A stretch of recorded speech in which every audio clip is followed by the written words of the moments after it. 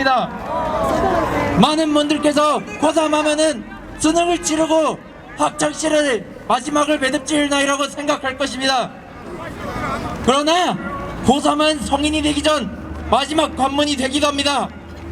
저희의 생일이 지나면 투표권을 얻고 고등학교를 졸업하고 대학생활하고 사회생활하면은 진짜 자유가 뭔지 그것을 누리게 됩니다. 하지만 저희가 자유를 누리기 전에 그 자유를 박탈당한다면 얼마나 허무하겠습니까?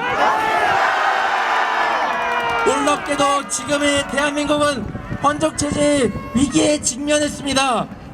자유가 보장되는 자유민주주의냐, 자유를 억압당하는 독재자의 밑에서 살아가는 것이냐, 두 갈래의 길에 놓여 있습니다. 지금의 대한민국은 헌정질서가 무너지고 법치가 무너지고 있습니다. 민주주의에 꽂힌 선거를 관리하는 선관위는 가늠할 수 없이 부패하고 신뢰를 잃은 지 오래됐습니다.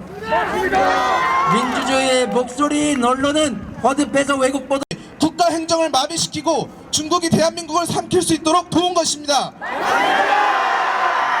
이들은 국민의 심판을 피하지 못할 것이며 언젠가는 반드시 공의의 심판을 받게 될 것입니다.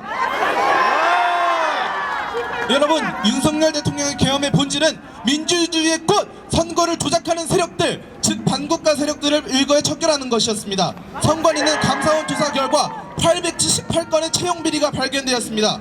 이 외에도 무단 결근, 허위 병가, 증거 인멸까지. 과연 이러한 단체가 공정한 선거를 관리할 수 있겠습니까? 선관위 장비들의 비밀번호는 저 같은 고등학생도 집 비밀번호로 안 해놓을 것 같은 1, 2, 3, 4, 5 같은 식이었습니다. 이로 인해 실제로 북한 해커들이 마음만 먹으면 선거인 명부, 투표용지, 사전투표 도장까지도 마음대로 해킹하고 조작할 수 있다는 것입니다. 이러한 짓을 저지른 선관위의 죄는 절대로 용서받을 수 없습니다.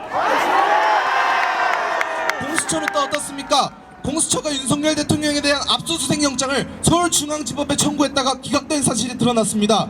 더 충격적인 것은 12월 6일과 8일 두 차례나 기각당한 뒤 이를 숨기고 서울 서부지법에 체포영장을 재청구한 사실입니다.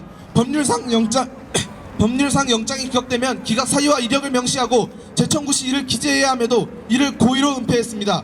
중앙지법은 기각 사유에 공수처의 내란죄 수사권이 없다고 명시했음에도 불구하고 공수처는 우리법 연구의 판사들이 포진한 서부지법으로 법원 쇼핑을 했습니다. 내란죄 수사권도 없는 공수처가 영장 쇼핑, 공문서 위조까지 해가면서 대통령을 체포한 것은 단순한 절차 위반이 아닌 헌정질서 파괴 행위입니다. 이것이 내란이 아니고 무엇이란 말입니까? 자유와 민주주의를 외치는 척하면서 실제로는 언론과 사법부를 장악하여 국민 위에 군림하는 세력이 있습니다. 그 세력이 누구입니까? 바로 민주당입니다. 통계를 보면 2024년 12월 초까지 무려 170 주권 행사가 가장 중요한 것입니다. 그런데 국민이 정치를 경제할 수 있는 수단이 오염된다면 이는 전시 사면에 준하는 국가 비상사태가 아닙니까? 부정선거 의심이 확인한 대통령이 전시 사면에 준한다고 판단 후 내려진 비상계엄은 아무 문제가 없는 고도의 정치 행위이자 국민 주권을 지키기 위한 행동이었습니다.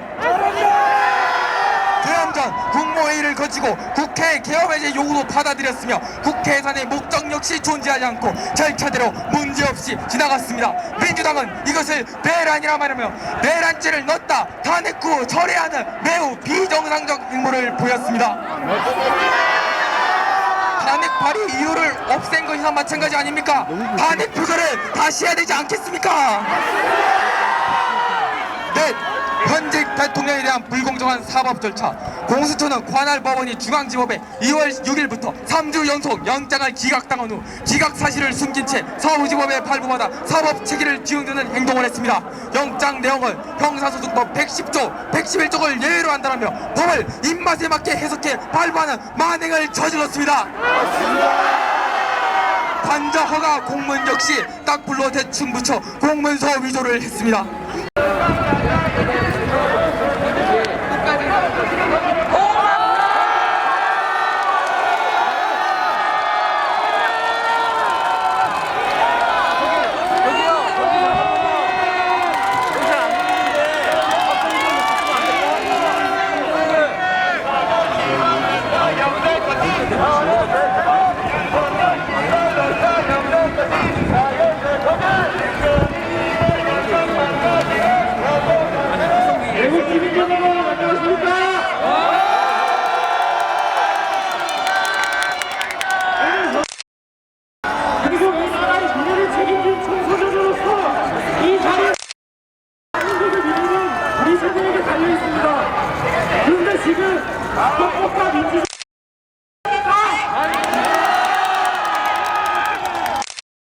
법치와 자유를 지키는 싸움입니다.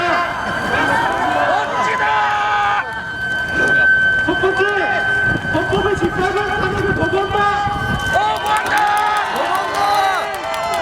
하나는 법과 절차에 따라 진행되어야 합니다. 시키려고 계엄을 선포하셨습니까?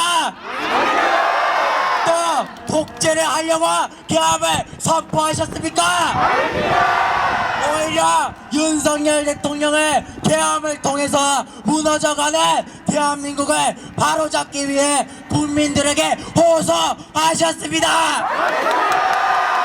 그 결과 많은 사람들이 계몽되었습니다. 저 역시 계몽되었습니다. 멀쩡한